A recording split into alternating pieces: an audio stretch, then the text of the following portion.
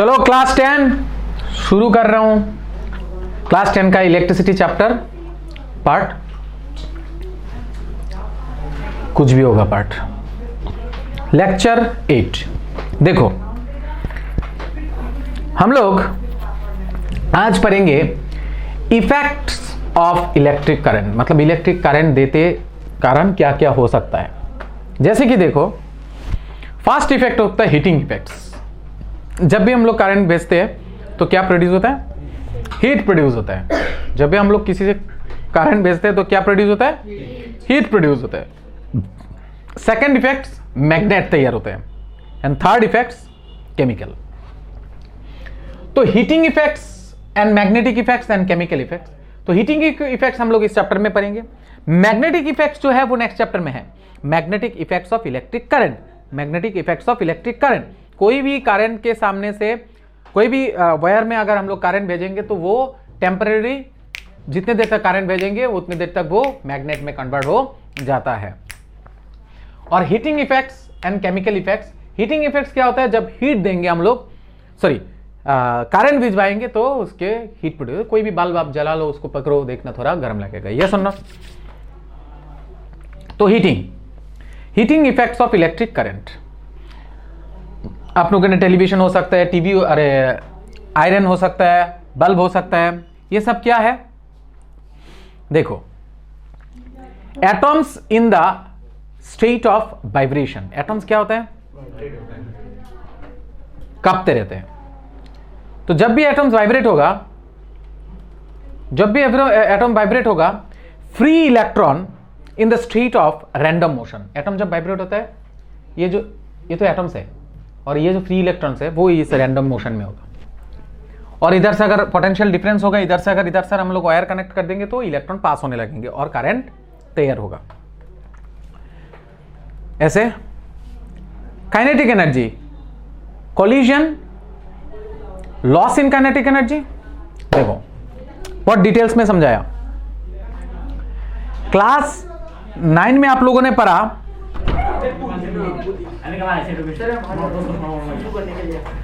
मैं video class करा रहा हूं।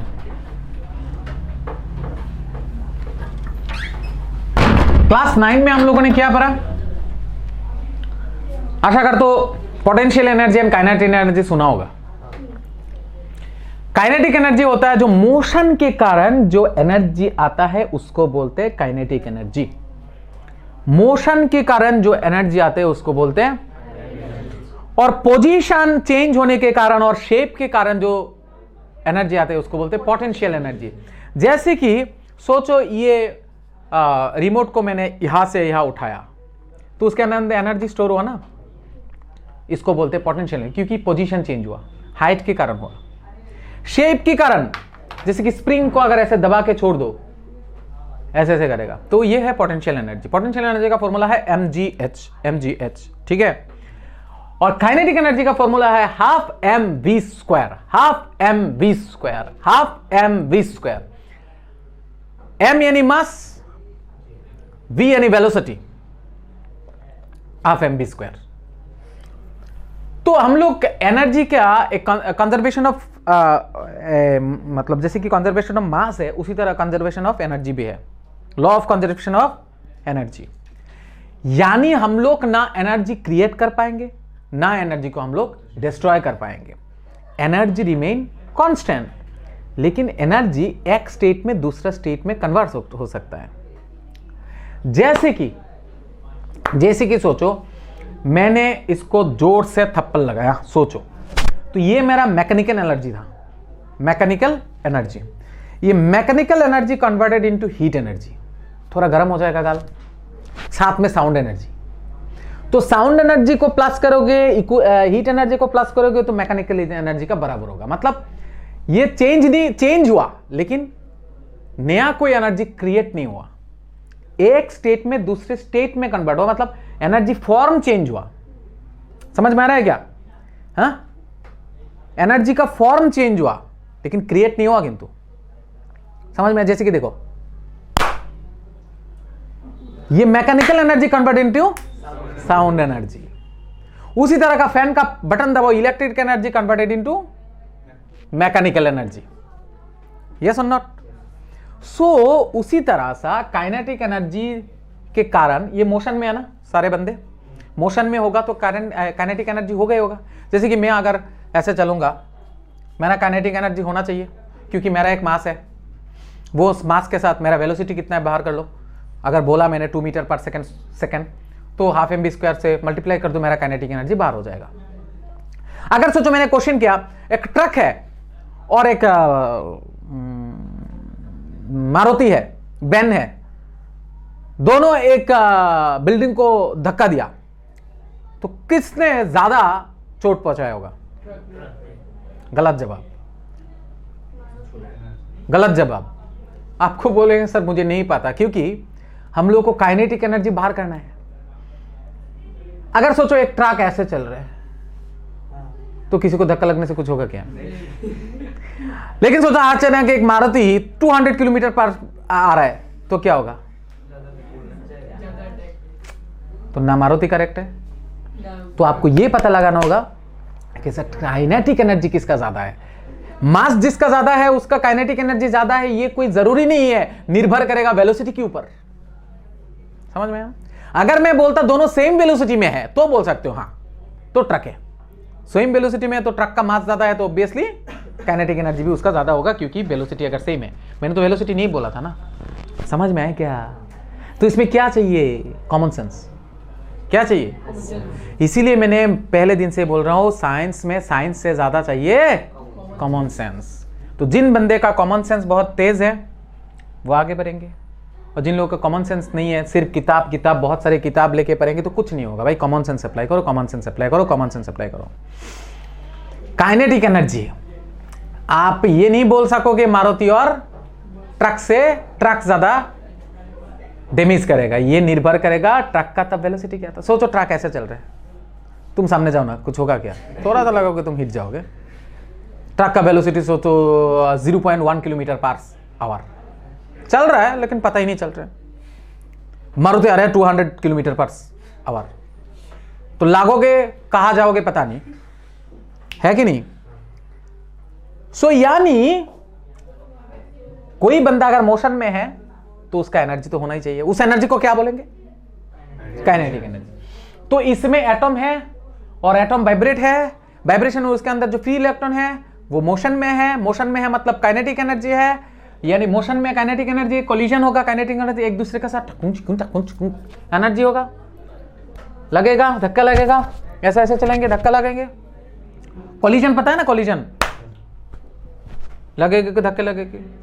तुम बोलो ना सच में, वो जब गैदरिंग में जाते हो तो क्या होता है, एक दूसरे के साथ ऐसे धक्का लगने क्या प्रोड्यूस होता है? हीट प्रोड्यूस होता है। तो अभी देखो लॉस इन काइनेटिक एनर्जी, क्योंकि किसी के साथ अगर तुम धक्का लगोगे ना, सोचो सर आपका स्पीड ऐसा है और उल्टा तरफ से ऐसा धक्का लगा तो तुम्हारा स्पीड कम हुआ ना, तो काइनेटिक एनर्जी तुम्हारा थोड़ा लॉस हुआ ना। लेकिन काइनेटिक एनर्जी लॉस होके गया नहीं, धक्का जो लगा इसमें हीट प्रोड्यूस हो गया। काइनेटिक एनर्जी लॉस हुआ लेकिन हीट एनर्जी प्रोड्यूस हुआ, क्योंकि एनर्जी कांस्टेंट है। समझ में आया फिनोमेनन? पूरा घटना समझ में आ रहा है? So but according to the law of conservation of energy, energy can not be destroyed, hence this loss kinetic energy converted into.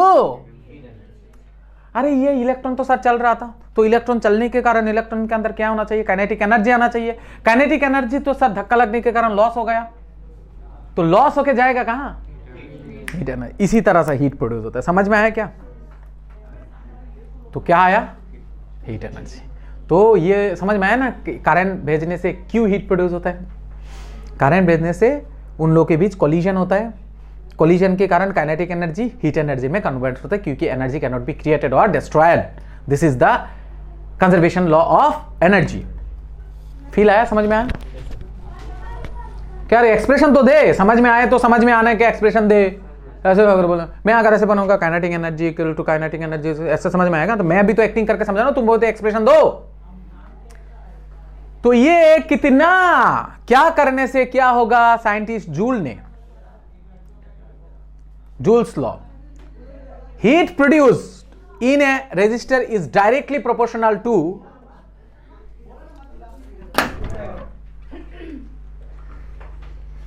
मैं रिकॉर्ड कर रही दो देखो, इस पल्ले के 2 बार आना पड़ा, इस वीडियो को मुझे 2 बार काट देना पड़ा। एडिटिंग समय 2 बार काटना। Heat produced in a resistor is directly proportional to square of the current। ये साइंटिस्ट ने रिसर्च करके बाहर किया। मतलब करंट अगर 2 बढ़ा तो हीट 4 बढ़ेगा, करंट अगर 3 बढ़ा तो हीट 9 बढ़ेगा। अरे स्क्वायर रे भाई, तू ही तो बोला छे। करंट अगर 5 बढ़ा 25 बढ़ेगा, स्क्वायर का करंट। समझ में? हीट के साथ करंट का रिलेशन क्या है? Square. Resistance of the resistor directly proportional है। रेजिस्टेंस जितना ज्यादा है हीट इतना ज्यादा होगा, डायरेक्टली प्रोपोर्शनल है। नहीं आया तो मत बोलो। करंट अगर ज्यादा पास हुआ, जितना पास होगा हीट उसका स्क्वायर में चेंजेस होगा। रेजिस्टेंस जितना होगा हीट भी उतना ही ज्यादा होगा। रेजिस्टेंस कम होगा तो कम होगा। Time for which the current flows. अच्छा, यानी देखो डायग्राम में देखो, ये है करंट, ये है चार्ज, ये है टी, ठीक है।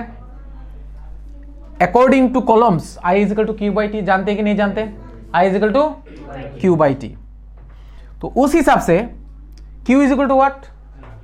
आई टी। क्रॉस मल्टीप्लिकेशन कर लो, Q is equal to I T. उसके बाद देखो इसको देखो, ओहम्स के V is equal to I R. उस हिसाब से थोड़ा ध्यान दो, V Q W, यहां पर से हम लोग क्या लिख सकते हैं? V is equal to W by Q. जानते कि नहीं जानते? V is equal to W by Q, ये पहले according to volt. V is equal to W by Q, समझे कि नहीं समझे? कॉलम से हम लोग सीखते हैं I is equal to Q by T, वहां से हम लोग क्रॉस मल्टीप्लिकेशन मिलते हैं Q is equal to I T. Ohm से हम लोग जानते हैं V is equal to I R, और वोल्ट से हम लोग जानते हैं V is equal to W by Q, यानी W is equal to V Q. तीनों फॉर्मूला को अगर इकट्ठा करेंगे, substituting 1 and 2 in equation 3, we get equation 3 W is equal to V Q. V के बदले में आई आर बिठाओ, Q के बदले में आई टी, तो क्या होगा? W is equal to I R I T. नहीं समझे? V के बदले में क्या बिठाया? Q के बदले में, तो क्या हुआ? I square R T. I square R T. W मतलब वर्क डन, वर्क डन मतलब हीट, वर्क डन मतलब हीट। W लिखो, H लिखो, बात एक ही है। तो इसका फॉर्मूला क्या आया? जूल। यानी फॉर्मूला क्या आया? H is equal to I square R T. ये फॉर्मूला हम लोग जानते कि नहीं जानते? किस तरह से डिराइव हुआ, समझ में आया? किस तरह से डिराइव हुआ? साइंटिस्ट जूल ने बोला, इसी से साइंटिस्ट जूल ने बोला I जो है वो हीट के साथ, हीट के स्क्वायर, सॉरी I के स्क्वायर के साथ हीट डायरेक्टली प्रोपोर्शनल है, R के साथ डायरेक्टली प्रोपोर्शनल है, T के साथ डायरेक्टली प्रोपोर्शनल। टाइम जितना ज्यादा होगा हीट इतना ज्यादा होगा, रेजिस्टेंस जितना ज्यादा होगा हीट इतना ज्यादा प्रोड्यूस होगा, I जितना ज्यादा होगा उसका स्क्वायर के साथ वो ज्यादा होगा।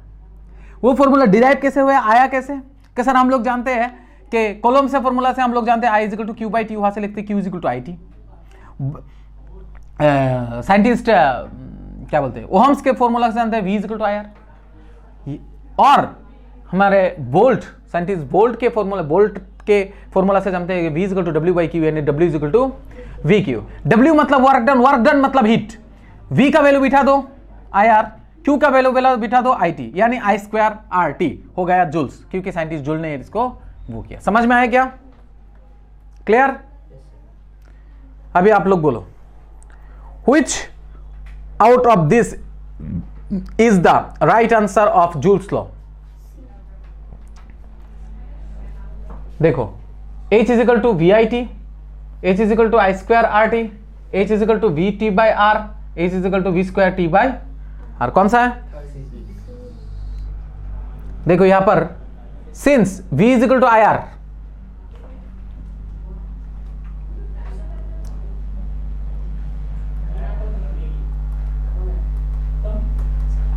आपको लगता है कौन सा करेक्ट होगा? इसको डिराइवेस्ट करो सबको, मैं दिखा रहा हूं। हम लोग क्या दिखा अभी? H is equal to I square R T, यही तो सीखा ना। अच्छा एक काम करते हैं, V इजिकल टू क्या जानते हो भाई, I R. Q is equal to क्या जानते हो, आई टी, जानते हो कि नहीं जानते हो। W इजिकल टू, अच्छा W को छोड़ दो। अच्छा एक काम करो तो I का बदले में क्या बिठा सकते हो, I के बदले में Q बाई टी बिठा सकते हो। R के बदले में क्या बिठा सकते हो, V बाई आर, तो सॉरी V बाई आई। तो I square is equal to are के बदले में क्या बिठाओगे, V बाई, नहीं समझे, इंटू टी। तो एक आई और एक आई कैंसिल है,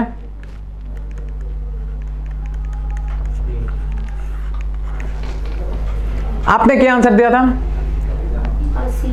क्यों दिया था, समझ में आया कहा गलती है आपने।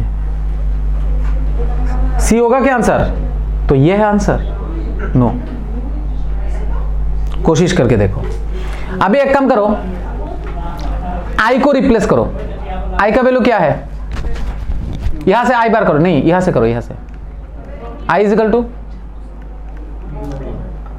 Sorry V by R. तो H का वैल्यू क्या था, दिखाई दे रहा है, H is equal to what, I square R T. I का वैल्यू क्या है, V by R whole square into R into T. तो क्या होगा, V square by R square into R into T. एक आर और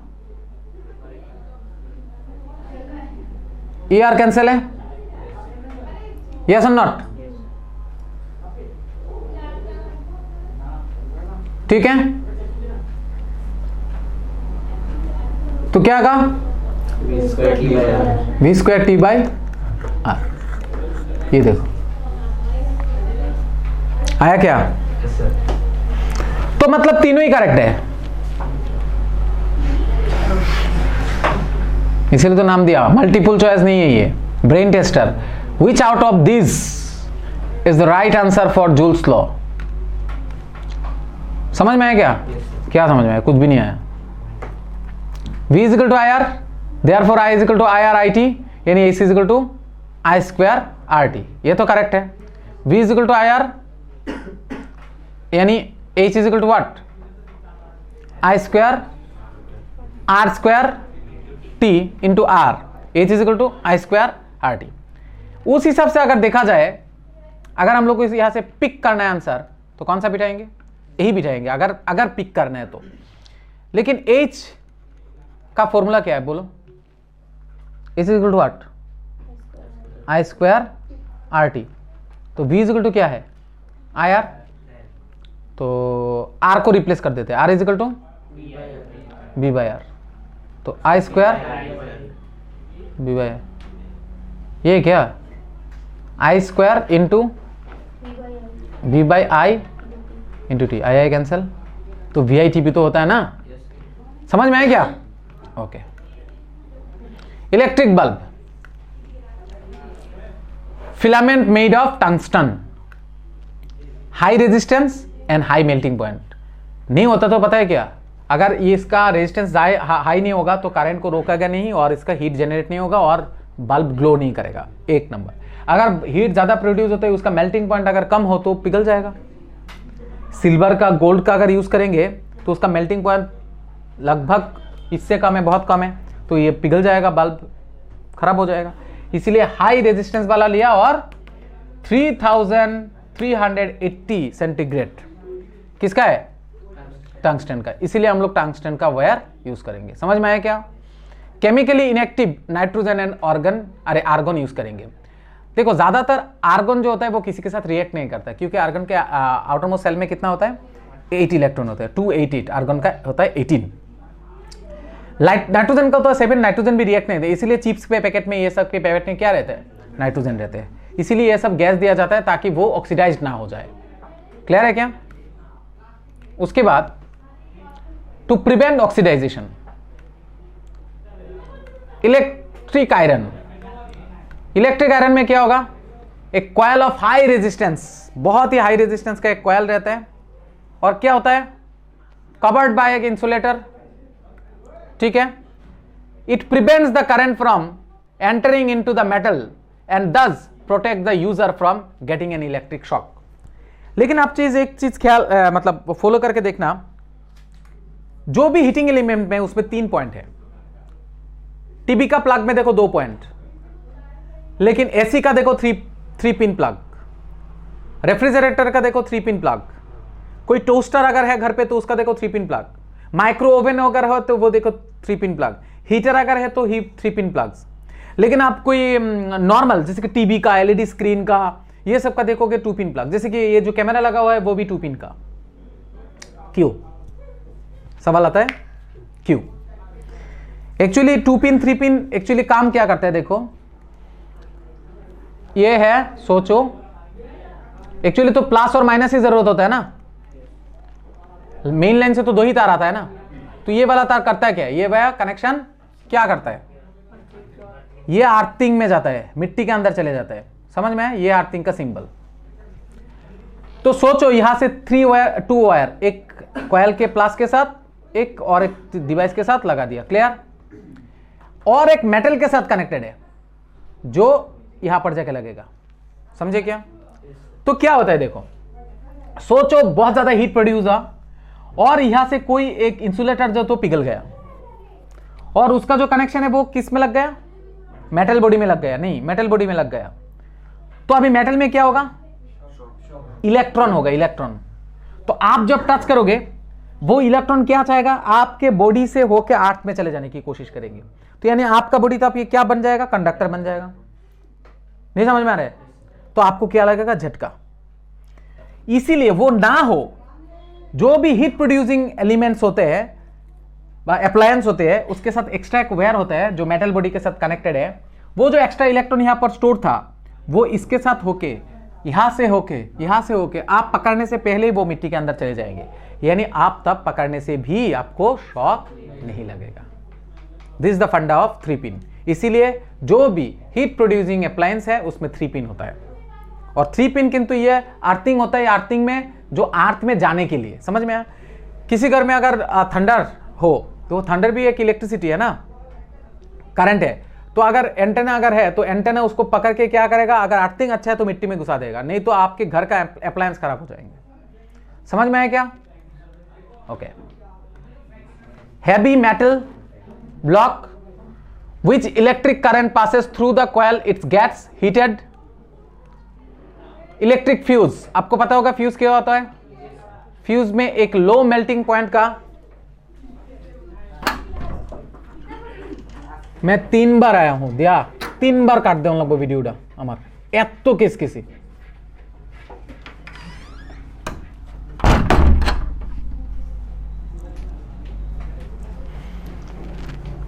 An electric fuse protects circuits and appliances by stopping the flow of excess current. ये क्या है, सोचो यहां पर एक मैंने करंट लगाया जिसका हाई मेल्टिंग पॉइंट नहीं होगा, इसका लो मेल्टिंग पॉइंट होगा, हाई रेजिस्टेंस होगा, क्योंकि अचानक से अगर ज्यादा करंट आ गया तो हीट होके वो पिघल जाएगा, कनेक्शन कट हो जाएगा, तो घर के अप्लायंस खराब नहीं होगा। समझे कि नहीं समझे? इसको क्या बोलते हैं, porcelain body, wire of lead and tin का होता है, लो मेल्टिंग पॉइंट का होता है, हाई वोल्टेज पास होने से ये पिघल जाएगा। सोचो करंट ज्यादा आया, ये तो पास होगा, लेकिन सोचो शॉर्ट सर्किट हुआ और किसी कारण very large amount of current pass हुआ, तो अब ये पिघल जाएगा, डिस्कनेक्ट हो गया। समझ में आया ना, एनिमेशन के साथ समझ में आ रहा है? डिस्कनेक्ट हो गया तो आपके घर में the fuse used for domestic purpose are started as 1 ampere, 2 ampere, 3 ampere, 10 ampere, etc. like this. समझ में आया क्या? Why are coils of electric toasters and electric irons made up of alloy rather than a pure metal? Or nichrome wire is used for making the heating elements for electric appliances like iron, geysers etcetera give reasons. मतलब क्यों pure metal के बदले में वो alloy use किया जाता है? Pure metal oxidised हो जाएगा।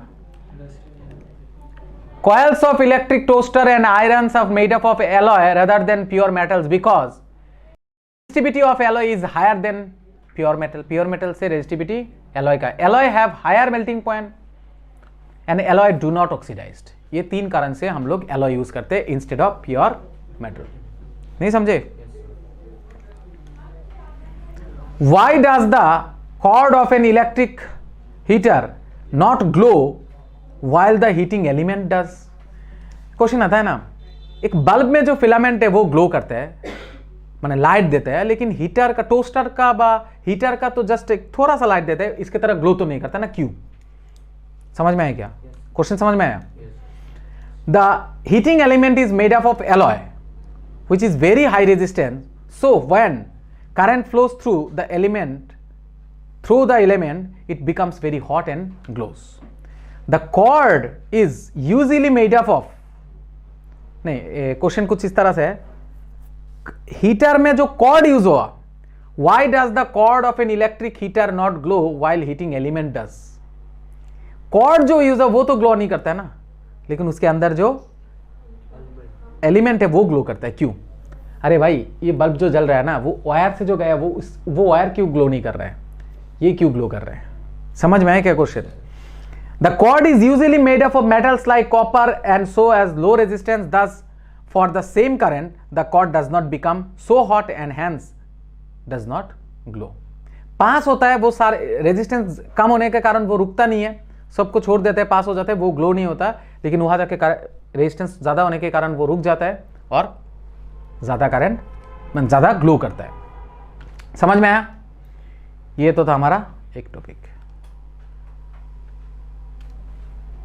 देखो अभी चलो न्यूमेरिकल्स करते हैं. Type the formula based on work done is joule.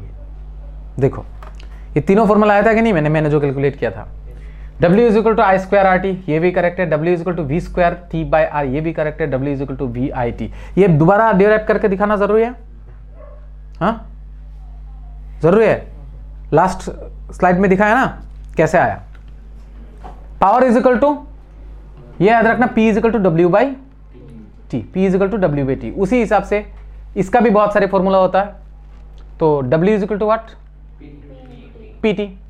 उस हिसाब से आप W की जगह पर बाकी सबको रख के आप H को रख के बाहर कर सकते हो. तो P का फॉर्मूला क्या होगा? W की जगह पर बिठा दो, क्या? I square R T. नहीं समझे? बाई नीचे क्या है? टी कैंसिल, यानी P is equal to I square R. एक फॉर्मूला मिला. दूसरा, आप P का फॉर्मूला और भी बहुत कुछ हो सकता है. P square T by R. W का और एक फॉर्मूला क्या है? तो W के जगह लगा दो V square T by R, नीचे और एक टी. नहीं समझे? इस टी को समझ में आ रहा है क्या? अरे P का फॉर्मूला क्या? W by T. एक बार W की जगह पर यह बिठा दिया मैंने, आई स्क्वायर आर टी. तो आई स्क्वायर आर टी जब बिठाया, I square R T, T cancel, तो क्या रहा? आई स्क्वायर आर, यानी P square, P is equal to I square R. दूसरा मैंने क्या किया? P is equal to W by T. W की जगह पर मैंने क्या बिठाया? V square T, V square T by R. ये देखो V square T by R बिठा दिया और नीचे टी है, टी कैंसिल, यानी V स्क्वायर बाई आर. तो दूसरा फॉर्मूला क्या है? V square by R. और एक फॉर्मूला आप बिठा दो, W is equal to V I T by T, T cancel, P is equal to V I. समझे क्या? तो यहां पर फॉर्मूला को एक तो ये सीखना जरूरी है, दूसरा ये सीखना है P is equal to W by T. एक है P is equal to V square by R, P is equal to I square R, P is equal to V I.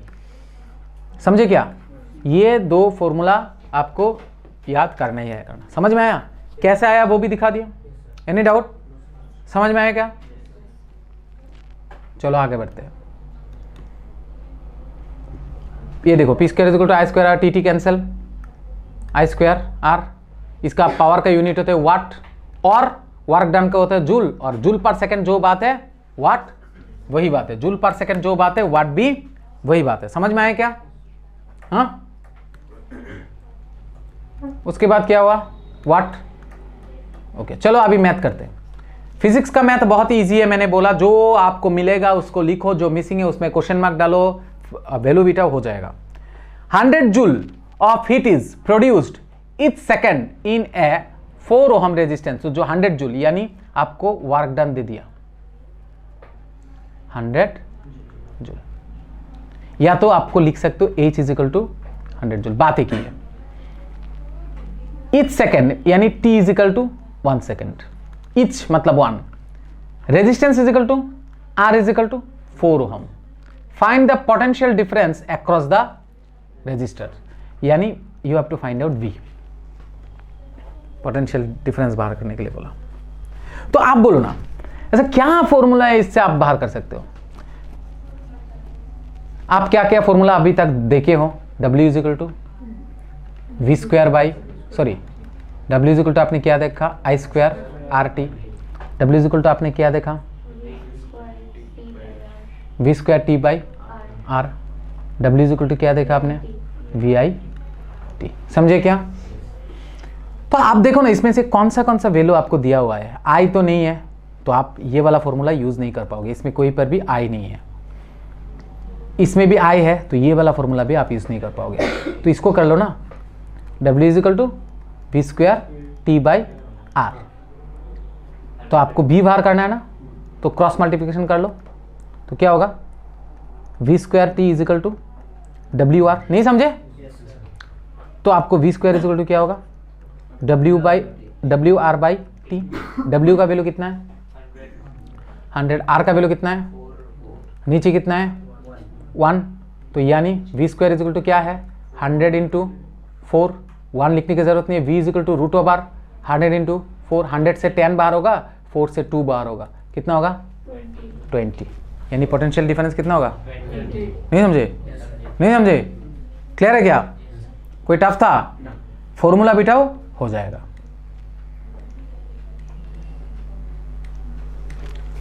Animation के साथ करते वक्त शायद कुछ और तरह से क्या होगा, कोई बात नहीं, वही लिखा है, वही फॉर्मूला मैंने यूज किया।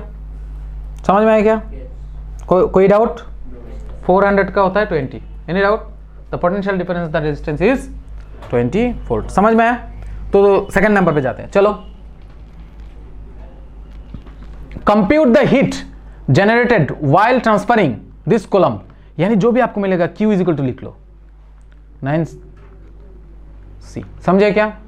ऑफ चार्ज ऑफ 1 आवर, यानी time is equal to 1 hour is equal to 3600 second, through the potential difference V is equal to 50 volt. आपको कंप्यूट हीट बोला, यानी you have to find out H यानी W। बात देखिए, आप लोगों ने H का फॉर्मूला आप लोगों ने कहाँ देखा? H का क्या देखा? I square RT। H का क्या देखा? VIT। H का क्या देखा? V square R by T। सबसे बड़ी बात है सर, यहाँ Q का भी कहीं पर भी यूज नहीं है, लेकिन और एक चीज ध्यान दो, इसमें किंतु I भी नहीं है, लेकिन I बाहर कर सकते हैं, ऐसा कुछ दिया है क्या?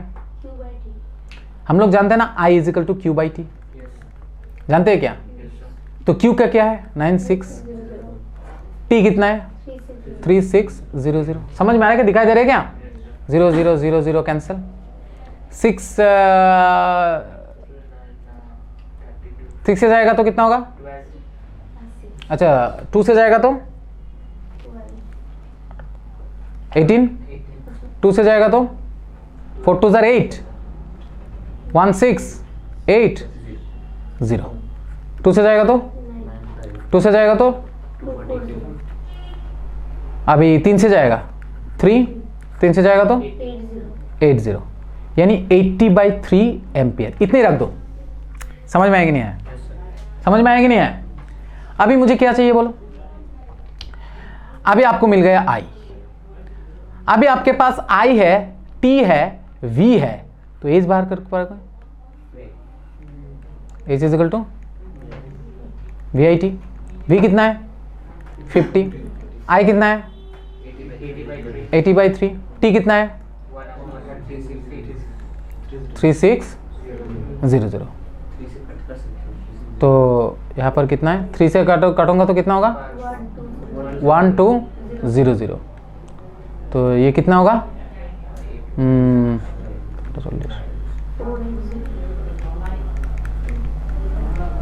नहीं समझे?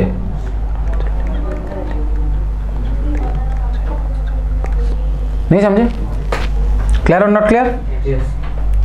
4 8 1 2 3 4 समझ में आया? तो जो मिसिंग था मैंने लिखा। देखो अभी क्या मिसिंग है? पोटेंशियल डिफरेंस गिवन है, टाइम गिवन है 1 hour is equal to heat. Formula जो लगेगा लिखा हुआ है। कौन सा यूज करूंगा मैं? VIT यूज करूंगा, लेकिन बंदा आई ही नहीं है। I is equal to Q by T, H is equal to VIT, I is equal to Q by T, बिठा दिया। 0 0 0 0 कैंसिल। ये काटोगे तो क्या आएगा? 80/3। H is equal to VIT, H is equal to 50, 80/3, 60 into 60, इतने आया था। यस और नॉट? अभी इसको अगर स्टैंडर्ड फॉर्म में आप लोग लिख सकते हो तो कैसे? कितना जीरो है? स्टैंडर्ड फॉर्म में सब लोग लिखना सीखो। ये लिखना है 4 8 10 टू द पावर 1 2 3 4 5। लेकिन जब भी ऐसे स्टैंडर्ड फॉर्म में लिखा है एक घर पहले पॉइंट लाना है, मतलब तो जबरदस्ती तुम पॉइंट इधर है ना, अभी पॉइंट इधर ला रहे हो, यानी मल्टीप्लाई होगा 10 टू द पावर 6 होगा। समझे क्या? यानी 4.10 टू द पावर 6 होगा। क्लियर है क्या? हाँ, okay. Any doubt? Third number, an electric iron of resistance 20 ओम, यानी R इज इक्वल टू, फटाफट से लिख लो, कितना? 20 ohm, takes a current of 5 ampere, I is equal to 5 ampere. Calculate the potential difference and heat developed in 30 second, यानी T 30 second दिया हुआ है और V बाहर करना है और H बाहर करना है। ठीक है? अभी आप हीट का फॉर्मूला देख लो, I square RT, V square R by T, VIT। लेकिन मैं हीट नहीं बाहर नहीं कर पाऊंगा ना। R है, I है, T है, हाँ H बाहर कर पाऊंगा। R भी है, I भी है ना, वही तो बोला ना, करंट है एंड T भी है, तो H बाहर कर लो। ऐसा फॉर्मूला यूज कर लो। समझे क्या? तो क्या है? I कितना है इंटू R, समझ में आया क्या? 5 स्क्वायर, R कितना है? 20, T कितना है? 30, 5 5 से 25, 20 30 50, 500 इंटू 30, समझ में आया? इतना जूल हीट बाहर हो गया। अभी आपको पोटेंशियल डिफरेंस बाहर करना है। कोई भी फॉर्मूला ले लो, इसमें ले लो, नहीं समझे? VIR, VIT नहीं है, हाँ? तो V इज इक्वल टू क्या बाहर कर सकते हो इससे? इसमें H बाई IT, नहीं समझे? H कितना है? 15,000, I कितना है भाई? T कितना है? 30, 0 0 कैंसल, 15 से काटोगे तो यानी 100 वोल्ट। नहीं समझे? नहीं समझे? क्लियर है क्या? दिक्कत हो रहा है? करंट गिवन है, टाइम गिवन है, R गिवन है, फॉर्मूला मुझे 2 चाहिए, इनमें से कौन सा लोगे आप? क्लियर है क्या? समझा दिया पहले एक बार? ले लो VIT, V is equal to IR। अच्छा, ये ऐसे इजीली बाहर हो सकता था। ठीक है? समझे कि नहीं समझे? Okay. An electric iron consumes energy at a rate of 840 watt when heating is at the maximum rate and 360 watt when the heating is at minimum। अच्छा, the voltage is to know what is the current in each case। 2 case है, An electric iron consume energy at a rate of 280 when heating is the maximum. Heating is at the maximum. जब maximum होता है तब इतना वाट, और जब minimum होता है तो इतना watt. The voltage is this. What is the current in each case. तो एक केस मैंने बना दिया यहां पर केस 1, यहां पर केस 2. तो इसमें V कितना है 220 वोल्ट, इसमें भी V कितना है 220 वोल्ट, इसमें पावर कितना है P इजिकल टू 840 वाट, इसमें पावर कितना है 360 वाट. तो मुझे करंट बाहर करना है.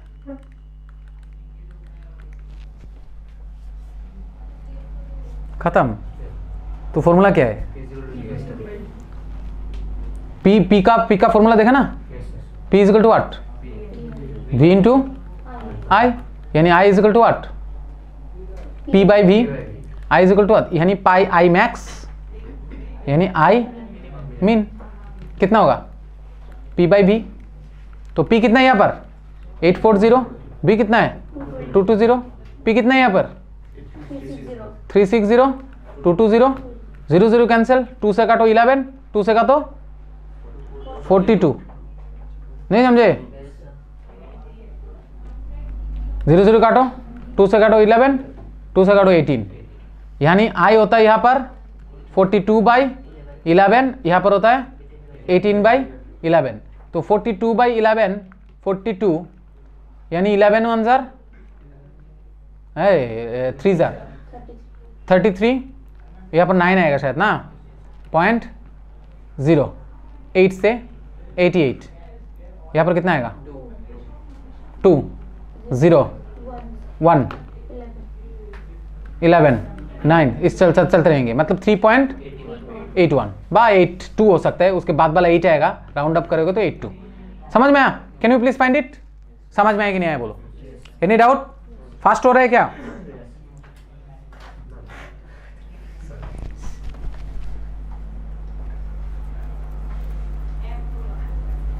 पावर मिनिमम होगा तो आई भी मिनिमम होगा, पावर मिनिमम होगा. समझ में आया क्या.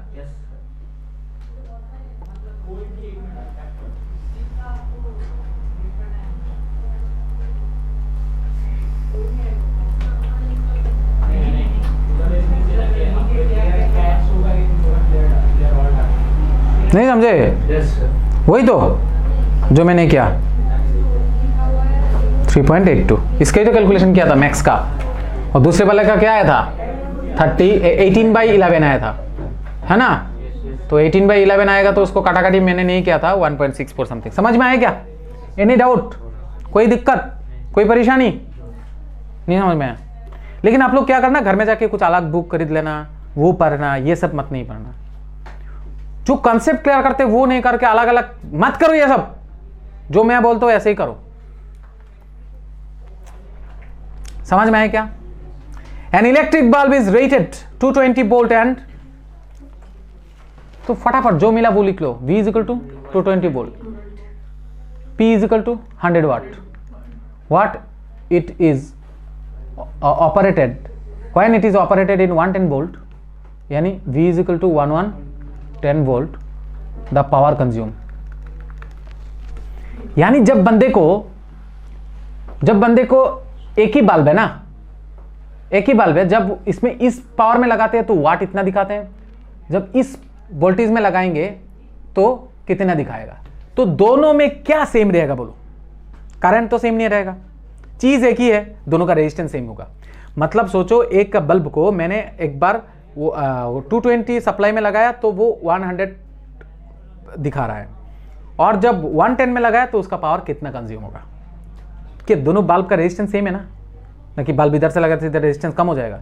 लेकिन करंट किंतु अलग अलग सप्लाई में चेंज हो सकते हैं. समझ में आया. सो क्या बाहर करोगे, यहां से रेजिस्टेंस बाहर करो. तो P का V के साथ रेजिस्टेंस के साथ क्या रिलेशन है, V²/R. P मालूम है कितना, V मालूम है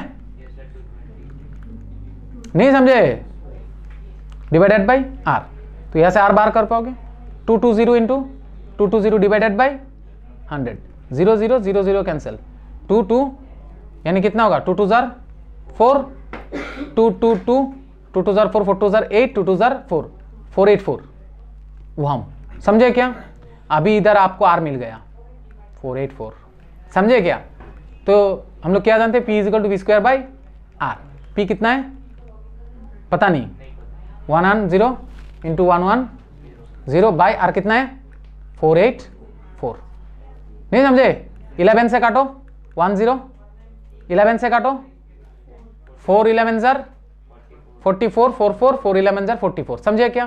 फिर से 11 से काटो, यह होगा 4, 4 से काटो, अरे 2 से काटो 5, 2 से काटो 5, यानी पावर इज इक्वल टू 25 वाट। नहीं समझे हैं, श्योर आपको समझ में आया। यानी यहां से जो मुझे जूल मिला, अरे रेजिस्टेंस मिला, उसी को इधर जगह बिठा दिया। क्लियर है क्या।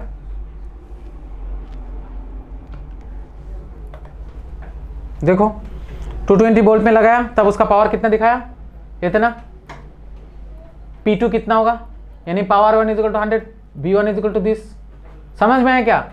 P is equal to V square by R, P1 is equal to V1 square by R, यानी 100 इज इक्वल टू आर तो सेम रहेगा ना, आर तो दोनों में सेम रहेगा।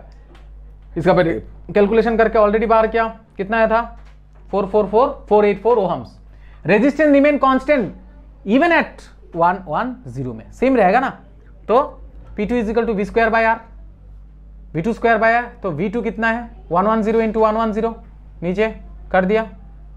समझ में आया क्या, कितना आता है भाई 5 5 ज़र 25 वाट। एनी डाउट, क्लियर है क्या, समझ में आया। Okay, an electric bulb is connected to a 220 generator, 220 volt. तो सोचो क्या, फटाफट से लिख लो, V is equal to what,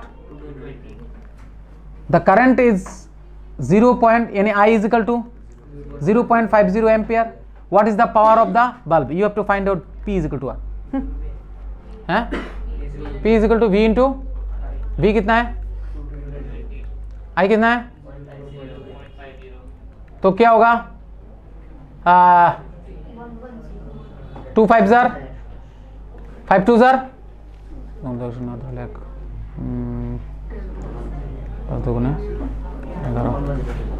और 1 0, ठीक है ना। हाँ, और एक 0 तो इधर का 5 0 0 5 11 0 1 1 10 0, ठीक है। और 1 0 और एक घर पहले पॉइंट 1 1 0, समझे क्या। देख लेना जब वीडियो देखोगे। P is equal to V I, calculation करना आता है, समझ में आया। An electric heater of resistance, क्या करोगे, क्या लिखोगे बोलो आप, R is equal to 8 ohm. नहीं समझे, whatever information you have gathered you just write it down in a mathematical terminology.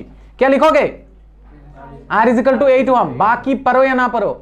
क्या लिखा है, I is equal to 15 ampere from the service mains for 2 hours, यानी T is equal to 2, यानी 3600 into 2। अरे 1 घंटा is equal to इतना second ना, तो 2 घंटा इज इक्वल टू कितना सेकंड होगा, समझे क्या।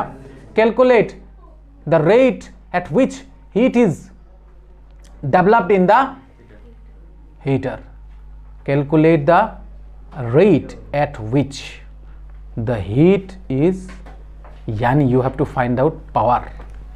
देखो यहां पर एक कंफ्यूजन कर दिया, बात में थोड़ा घुमा फिरा के बोला।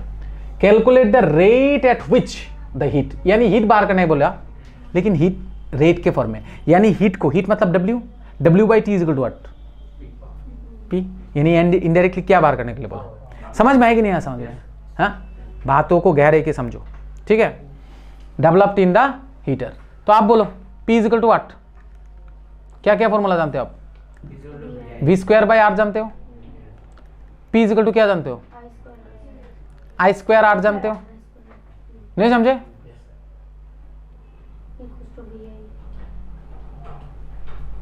P is equal to I square R जानते हैं क्या, हाँ, अच्छा। तो अभी क्या जानते हैं, P is equal to V तो इधर दिया नहीं है, लेकिन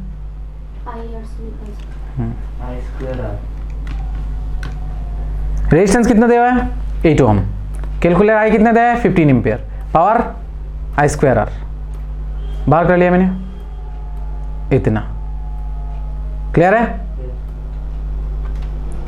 यानी ये जो दिया है वो टाइम 2 आवर्स, इसका कुछ यूज ही नहीं था इसमें। ओके, इसको कर पाओगे। 2 lamps, one rated at 100 watt at 220 volt and other 60 watt and 220 volt are connected in a parallel at electric main supply. What current is drawn from the line if supply voltage is 220 volt? तो diagram जरूरी है, समझ में आया? एक bulb में लिखा हुआ है 100 वाट और दूसरे बल्ब में लिखा हुआ है, ये दोनों बंदा पैरेलल में लगा हुआ है और जो कनेक्शन है वो 220 वोल्ट का है।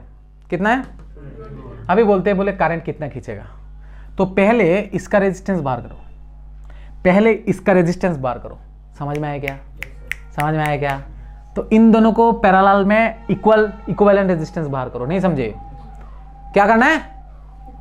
इक्विवेलेंट रेजिस्टेंस बाहर करना है। तो can you please find out equivalent resistance? पहले तो इसका आर बाहर करना पड़ेगा, उसके बाद इसका आर बाहर करना पड़ेगा। समझे क्या?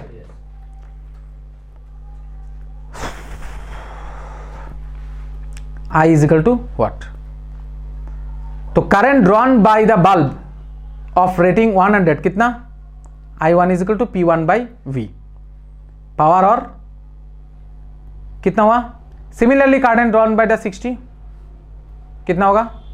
तो अभी इजी तरीके भी हो सकता था डायग्राम का, एक बार देख लो। ये बंदा कितना आई करे ड्रॉ करता है? हम लोग क्या जानते हैं? 220 वोल्ट और 100 वाट, यानी पावर दिया हुआ है, पोटेंशियल डिफरेंस दिया हुआ है, मुझे आई बार करना है। तो आई इजिकल टू व्हाट? हम लोग क्या जानते हैं? P equal to V I, यानी I is equal to P by P. नहीं समझे? तो उसी तरह से इसका आई बाहर कर पाएंगे, I two equal to P two by V. नहीं समझे? अरे इसका P1 हम लोग क्या जानते हैं? P इजिकल टू वी आई। तो इसमें V तो दोनों में ही सेम है ना, तो V सेम रहेगा, लेकिन P1 I1 अलग है और P2 इजिकल टू VI2। तो यहां से I1 बाहर कर पाओगे? क्या होगा? P1 by V। P1 कितना है? V कितना है? 220। नहीं समझे? 0 0 कैंसिल, यानी 10 बाई 22। क्लियर? तो इसको I2 इजिकल टू क्या होगा? P2 बाई, नहीं समझे? P2 बाई P कितना है? P2 कितना है? 60। V कितना है? 220। 0 0 कैंसिल, यानी 6 बाई 220। तो I इजिकल टू क्या होगा? हम लोग जानते हैं I यहां जाके डिवाइड होके इधर I1 चले गए, इधर I2 चले गए, तो क्या होगा? I is equal to I1 plus I2। तो दोनों को ऐड कर दो, क्या होगा? 10 बाई 22 इंटू 6 बाई 22, अरे इंटू बोले प्लस, तो एलसीएम करोगे तो कितना आएगा? 22। क्या होगा? 10 प्लस 6 कितना होगा? 16 बाई 22 कितना होगा? 8 बाई 11। समझे क्या? हाँ,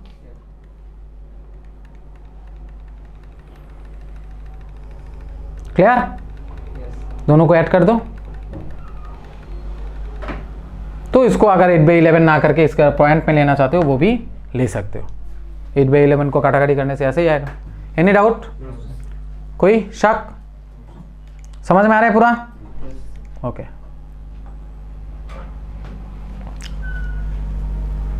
तो देखो और भी कितना जनी है? अच्छा एक ही है। कोशिश कर पाओगे? पॉज देके, वीडियो को पॉज देके मैथ को एक बार उठाना कर लेना। समझ में आया क्या? Any doubt? उसके बाद जो टॉपिक होगा हम लोगों का वो है वो बिल कैलकुलेशन करना।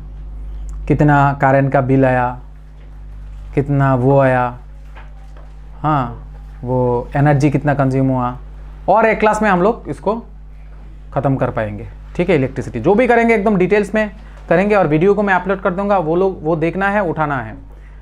और मैथ का होमवर्क क्या मालूम है? समझ में आया पूरा? Okay, thank you. मेरा थैंक यू बोलने से पहले आप